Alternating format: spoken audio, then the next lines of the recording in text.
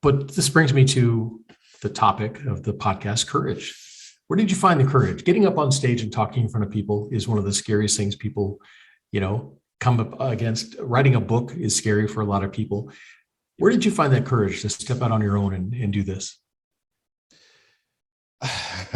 I wish I had a neat answer. I wish I could say, you know what, I found it on 2nd and 39th Street. And you can go there and you can get it for $4.99.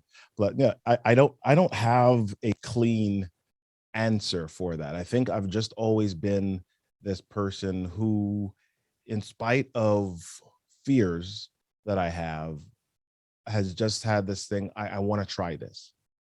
I want to do this. I want to try this. And, while I've had many failures in my life, I don't know that I'm like super scared of failure. My mom has always said, like, dude, you're nutty. You're a risk taker. You take, and she used to use the word unnecessary risks.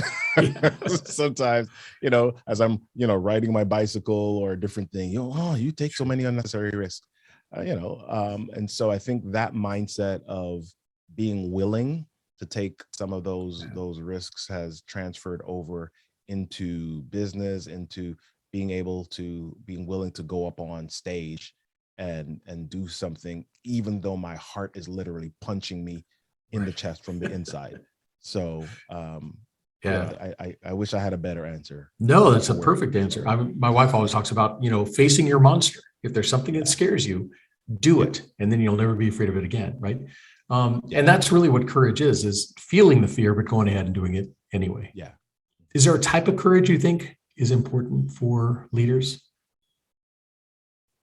I think it's situational. I think it really is that leaders do need to be able to say what needs to be said in important situations.